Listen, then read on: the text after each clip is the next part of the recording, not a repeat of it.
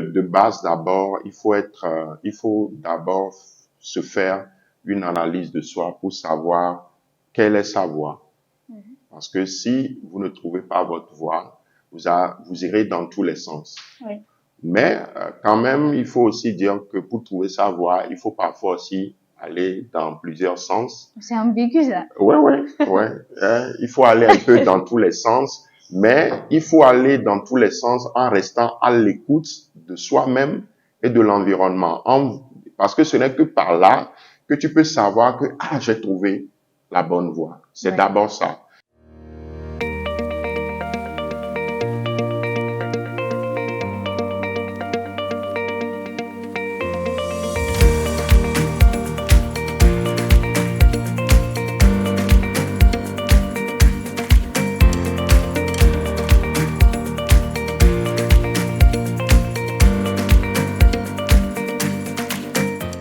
Si en 10 000 heures de travail, l'on devient réellement expert de son domaine, je ne saurais alors qualifier l'invité que nous aurons dans cette émission Parcours entrepreneurial de ce jour. 10 ans d'expérience donc à son actif dans le domaine de l'informatique, du digital appliqué à l'agriculture. Il est acharné et assidu dans son travail. Innovation, excellence et patriotisme sont les valeurs qu'il a mises de son côté pour réellement être promu au rang de chevalier national de mérite agricole, également d'être reconnu premier entrepreneur digital au Togo. Il s'agit pour nous, dans notre émission d'ailleurs, de l'entrepreneur Ededona Etri pour réellement savoir son parcours et quels sont les services et produits qu'il propose donc dans son domaine.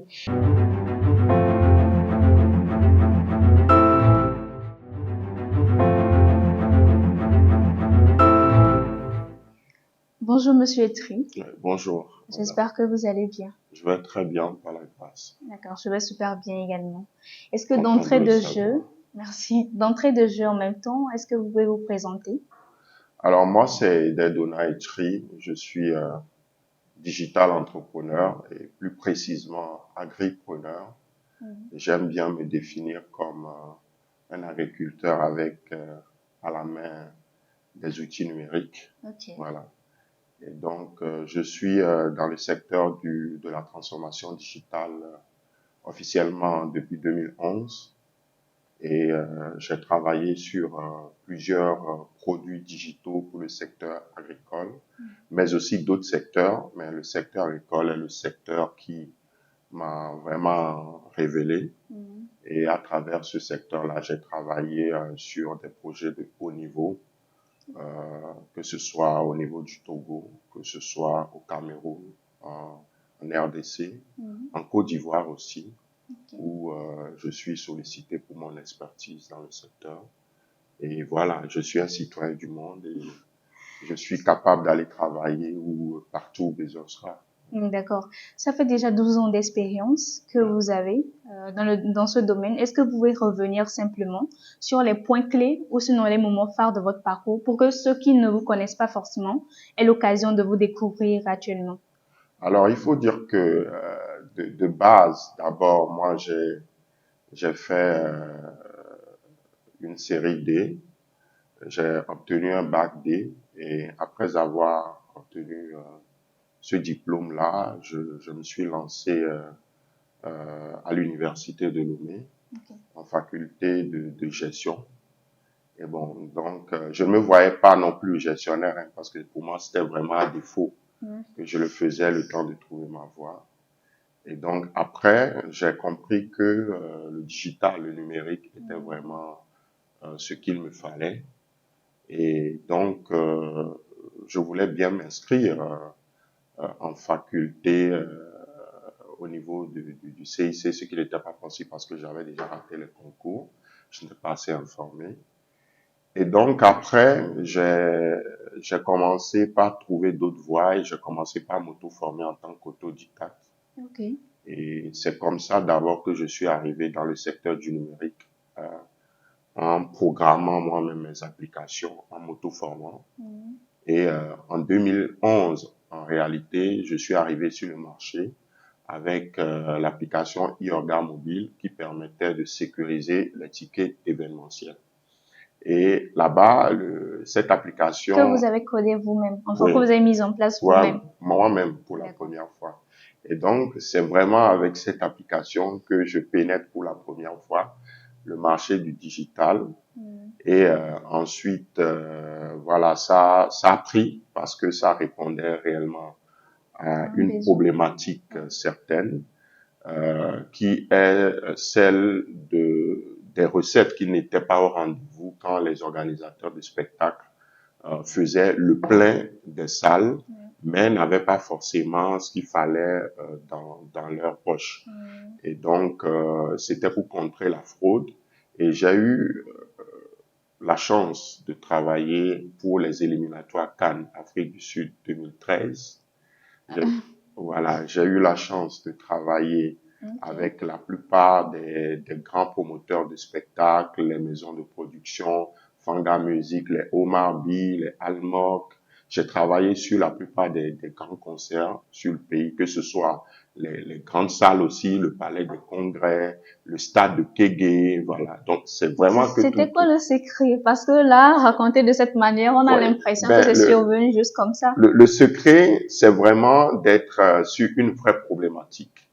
Je n'avais pas développé une application parce que je voulais montrer que je savais développer, mais j'étais réellement face à une problématique que je voulais résoudre. J'apportais une solution.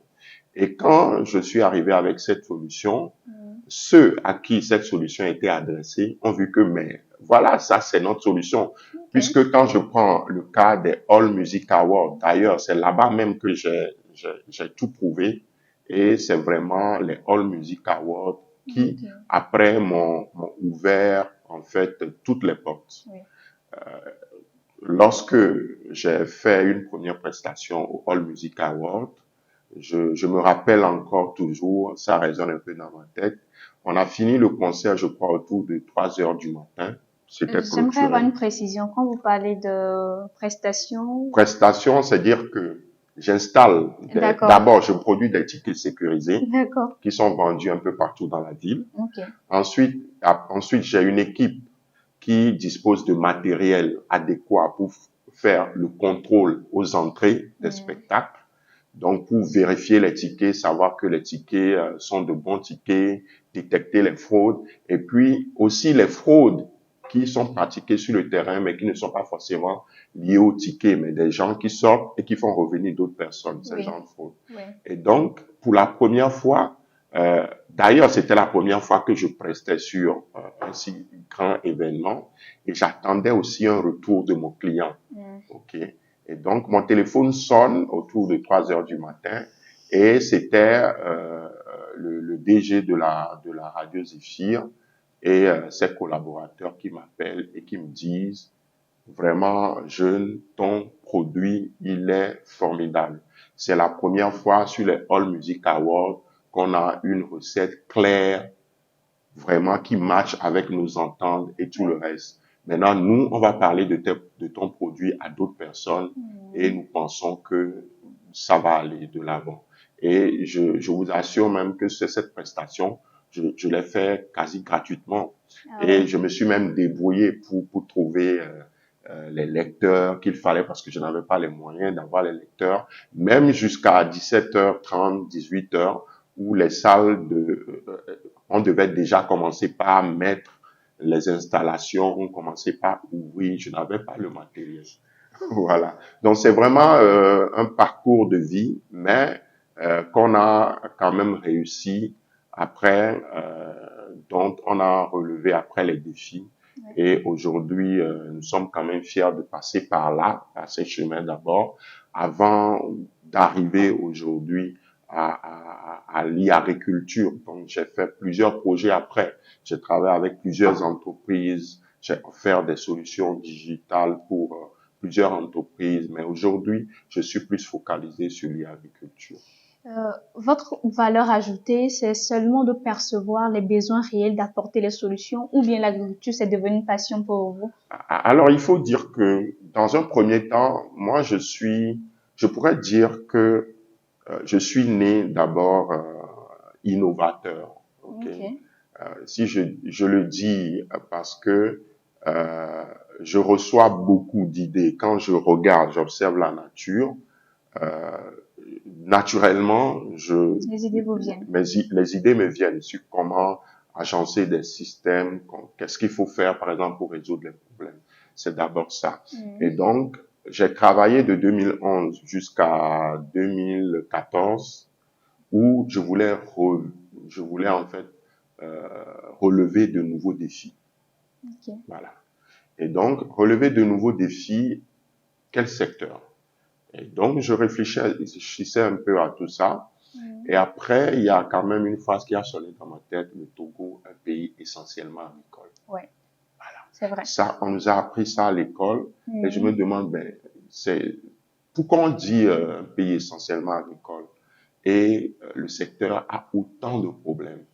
Est-ce qu'il n'y a pas de solutions à apporter? Est-ce qu'il n'y a pas de défis à relever? Est-ce que le numérique ne peut pas apporter quelque chose? Et réellement, c'est comme ça que ça a commencé. Okay. Et donc, je me suis mis dans un premier temps à analyser les problèmes. Et le premier problème auquel j'étais confronté, c'est l'accès au marché. Et parce que nous-mêmes, dans le temps, on avait un projet entre nous jeunes, on voulait produire des œufs et on faisait des réunions régulières et un jour, il s'est posé le problème sur comment nous allons faire après avoir produit les œufs, comment nous allons faire pour les écouler. Oui. Et donc, à partir de là, maintenant, j'ai décidé de mettre en place une plateforme pour interconnecter et les producteurs avec les acheteurs. En 2014. En 2014. Tout est parti comme ça. Et j'ai fait un développement parce que j'étais vraiment un peu seul sur le développement. J'ai fait un développement de 2014 jusqu'à 2016. Et donc, comme on le dit souvent, la chance, ce n'est pas un hasard.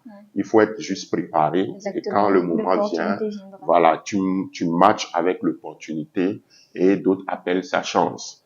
Donc, il s'est fait qu'en 2016, le gouvernement togolais a initié les Apps Togo, qui était le premier concours des applications innovantes au Togo. Okay. Voilà. Et donc, je me suis présenté avec mon application qui se nommait dans le temps Togo Agro. Et donc, j'ai compéti et bizarrement, j'obtiens le premier prix. Est-ce que c'est bizarrement? Et j'obtiens le premier prix des applications innovantes. Je dis, ah, là, je tombe toujours bien. Hein. C'est comme si, là, et puis, tout l'honneur et les éloges ainsi que les encouragements qui ont été adressés à mon endroit, que ce soit dans les coulisses par la ministre de l'économie numérique et les autres, m'ont prouvé à suffisance que j'étais sur la bonne voie. Et donc, à partir de ce moment, mis à part aussi le fait que ce concours m'a permis de gagner quelques millions, pour me booster. À préciser. Ah oui, c'était important de le préciser.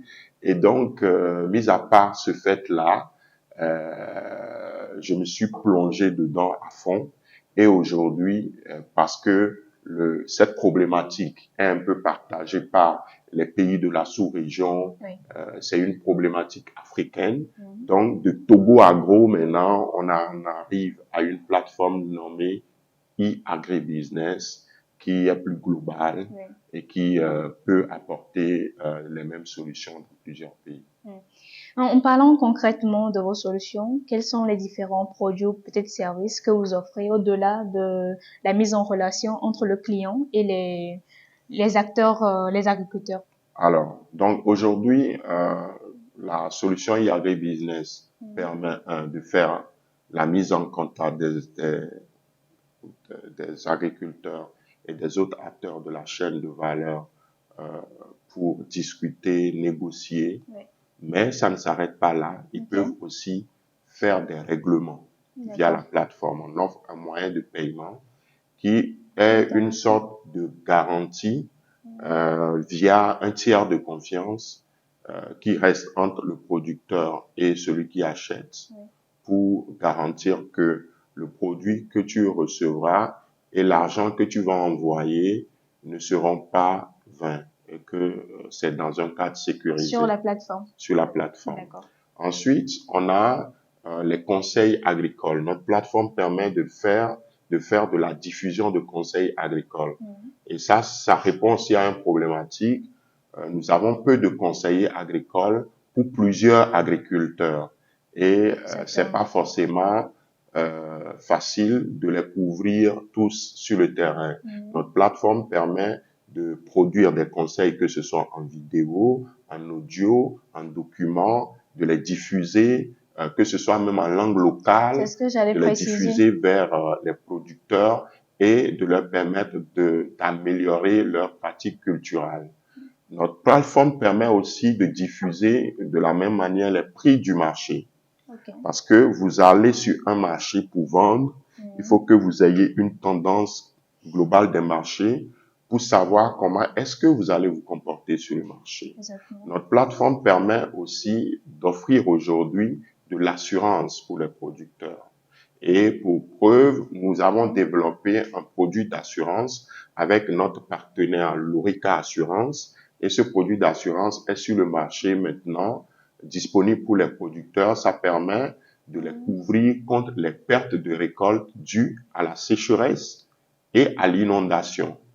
Nous offrons aussi, au travers de la plateforme e-agribusiness, tout ce qui est crédit. Ok, ça c'est important. Tout ce qui est épargne vers les banques classiques qui existent, que ce soit le crédit et l'épargne, nous offrons cela aussi. Et nous offrons aussi des bases de données d'acteurs fiables, mais aussi de la publicité. Si vous voulez vous adresser à des acteurs de la chaîne de valeur, nous disposons des bases de données qui vous permettent de vous interconnecter directement à ces acteurs.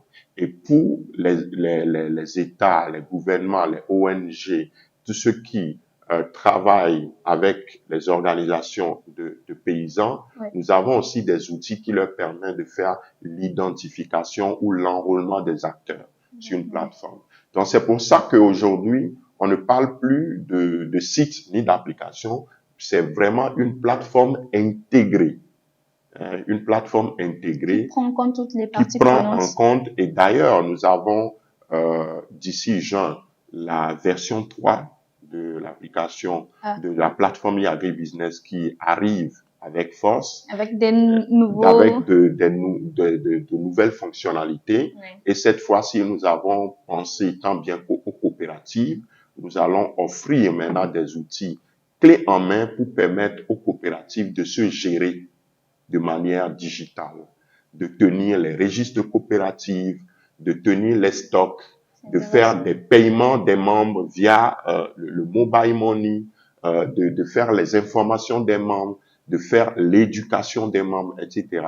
Donc, c'est vraiment une plateforme intégrée et c'est même pour cela que notre plateforme a été adoptée par l'un des grands pays agricoles, en l'occurrence la Côte d'Ivoire. C'est pas pour rien. C'est pas pour rien. Et c'est adopté ici au Togo? Au Togo, oui. Nous avons aussi coopéré avec le gouvernement sur des projets. Mais aujourd'hui, ce que nous espérons, c'est qu'il y ait un cadre réel pour l'e-agriculture, qu'il y ait une activité ou qu'il y ait un projet qui ne soit pas d'une durée déterminée, mais qu'on ait un cadre pérenne qui permette aux agriculteurs de pouvoir accéder à des services digitaux pour améliorer leur activité, parce que les agriculteurs représentent la majorité de notre population ou de ceux qui participent à créer de la richesse. Aujourd'hui, on estime la contribution de l'agriculture à près de 40% de notre PIB. Et vous comprenez que une agriculture qui a les moyens rudimentaires, qui n'est pas assez capacitée, et si on lui donne les moyens, d'ailleurs nous avons déjà raté la révolution industrielle, mais nous avons aujourd'hui la chance de prendre le train de la révolution numérique et de transformer définitivement le secteur et de donner plus de force à ce secteur-là. Et je pense que cela peut nous aider à donner plus de contributions au PIB. On espère en tout cas qu'on va aussi arriver à ce niveau donné. Ouais. Dans mes recherches, j'ai vu sur LinkedIn Ouais. une vidéo que vous avez partagée, une vidéo reportée par PIA, la plateforme industrielle d'Adéticopé, Oui. où il y avait un agriculteur de soja qui était interviewé. Donc, il parlait des avions volants. Bon, bref, il parlait de vos drones d'ailleurs, Oui, qui sont oui. aussi un de vos produits. Je ne sais pas si vous voulez en parler. Et moi, la Ah ouais, question qui pourquoi m'intéresse pas. par rapport à ça, c'est est-ce que c'est réellement disponible et accessible à tous les agriculteurs? Ok. Oui, nos drones sont disponibles et accessibles, en tout cas pour les agriculteurs. Ouais, Mais sauf que nous avons aujourd'hui des drones très limités. On n'a pas un grand nombre. Et d'accord. ce que nous voulons faire, c'est d'avoir un grand nombre d'appareils Mhm. qu'on peut mettre à disposition des acteurs sur tout le pays. Et d'ailleurs, nous avons lancé un recrutement il y a quelques mois qui nous a permis d'avoir une liste de manifestations d'intérêt de jeunes qui veulent se faire former et qui veulent travailler en tant que télépilotes Oui, des drones agricoles. oui. Et nous avons quand même shortlisté près je crois, nous avons reçu près de 300 ou 400 candidatures, Ah. hein. Et nous sommes en train de travailler dessus actuellement. Mhm. Et nous pensons quand même à l'avenir pouvoir mobiliser les moyens qu'il faut pour rendre les drones disponibles partout. En ce qui concerne l'accessibilité du service sur le plan financier, Oui, le service drone aujourd'hui coûte entre 4 000 et 6 000 francs l'hectare. Voilà, ok. ce qui n'est pas trop loin de la méthode manuelle.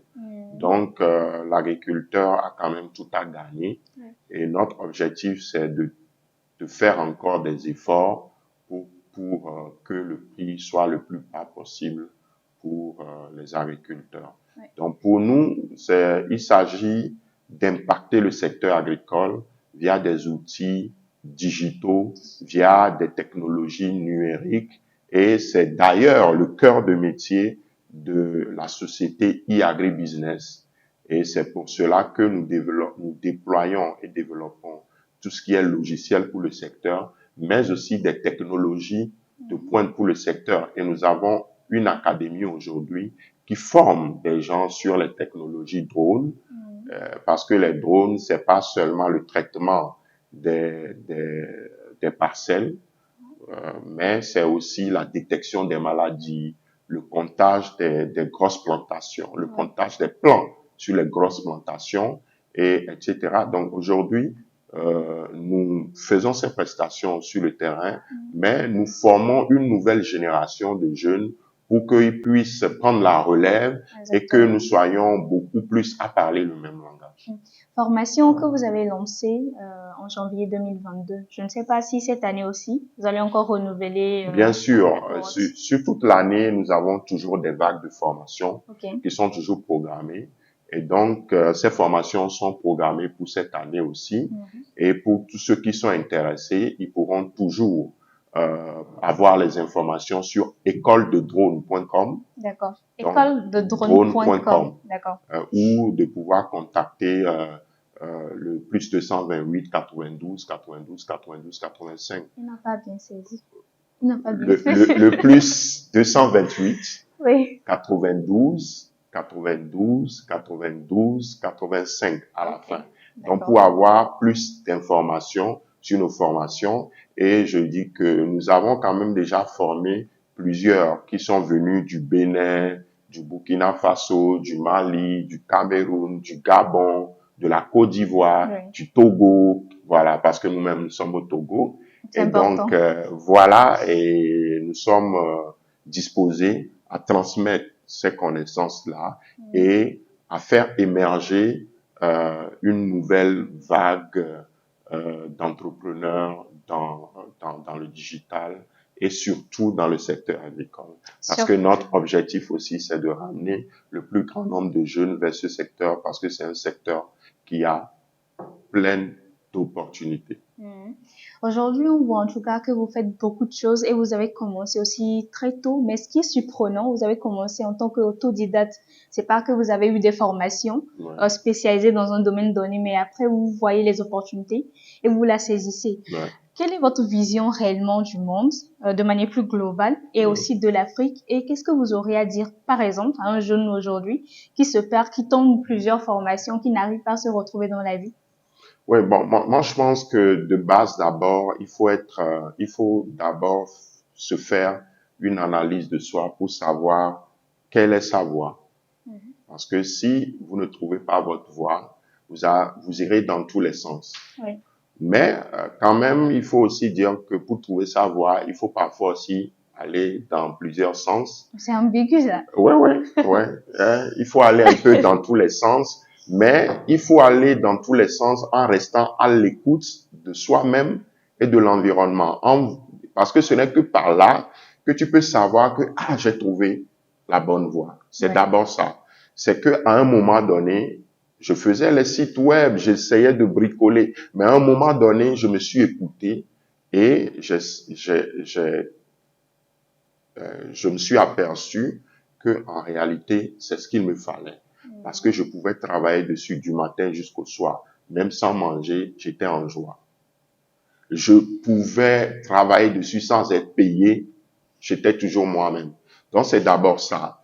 Et donc, une fois que vous avez votre voix, mais foncez, que rien ne vous arrête et que vous ne vous arrêtez pas à la première difficulté ni à la deuxième difficulté. S'engager sur un projet ou sur son projet d'avenir, c'est comme un mariage. Dès que vous rentrez dedans, vous foncez jusqu'au bout.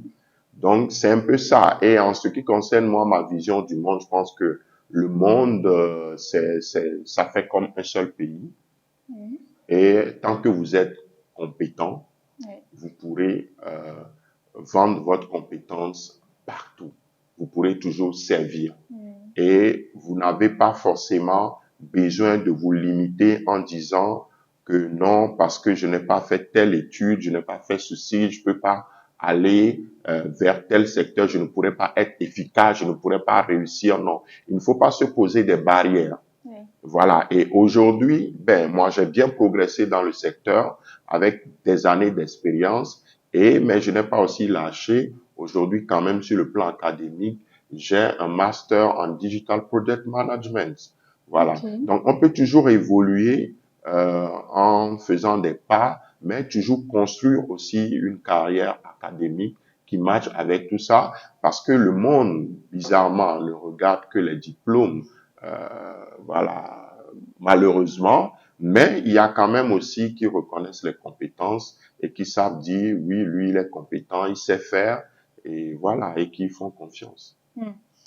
Ça demande beaucoup, en tout cas, de courage et une confiance absolue en soi. Ah oui, il faut être prêt à faire le sacrifice.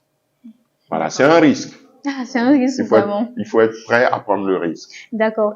Au vu de vos palmarès aujourd'hui, qu'on voit que vous êtes reconnu chevalier national de l'ordre de mérite, également vous êtes premier entrepreneur dans le domaine du digital. Vous avez notamment plusieurs prix qu'on ne saura pas étaler forcément ici. Oui. Quelle est votre satisfaction, votre sentiment et qu'est-ce que vous pensez faire de plus de 2023? Enfin, à quoi on aura droit en termes Alors, d'expérience encore en 2023? bon, déjà, moi, je me dis que c'est cette année 2023 que je commence en tant qu'entrepreneur.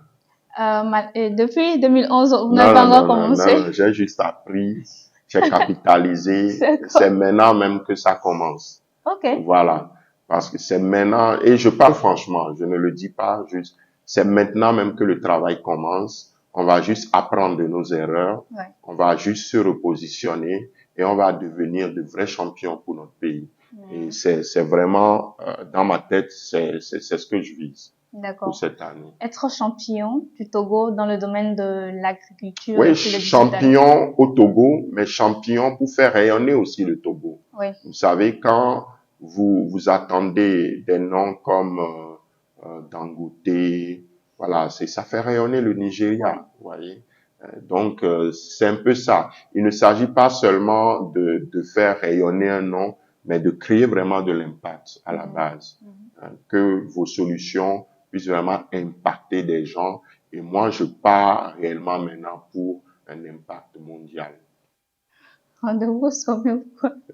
Donc, rendez-vous dans quelques années. D'accord. Rendez-vous dans quelques années pour faire exactement le point. Monsieur Thierry, je ne sais pas si vous avez un mot de fin à l'endroit de notre public. Alors déjà, c'est de vous remercier Merci pour beaucoup. l'opportunité que vous m'offrez C'est un de plaisir. partager, mais aussi de recevoir, parce que dans chaque situation, on reçoit toujours. Oui. Et si j'ai peut-être un petit mot à l'endroit de mes confrères dans le digital, c'est de leur dire que oui, nous avons à continuer les efforts que nous faisons, à faire encore beaucoup plus qu'hier. Et je voudrais en même temps saisir l'occasion aussi de remercier les autorités togolaises Oui. qui ont réellement à cœur le digital dans euh, la transformation du quotidien des populations togolaises. Et donc, je voudrais remercier en l'occurrence le gouvernement sous la houlette du chef de l'État qui ne ménage aucun effort. Et donc, voilà, nous promettons de donner le meilleur de nous-mêmes et d'apporter un plus à notre pays. Merci. Nous promettons de donner le meilleur de nous-mêmes et d'apporter réellement un plus à notre pays. C'est ce que nous faisons justement à REA en faisant la promotion des entrepreneurs et en invitant ces personnes qui tiennent réellement le flambeau économique du pays. C'est un plaisir de vous avoir dans l'émission encore une fois. Le plaisir Au est revoir et partagé. à la prochaine. Merci.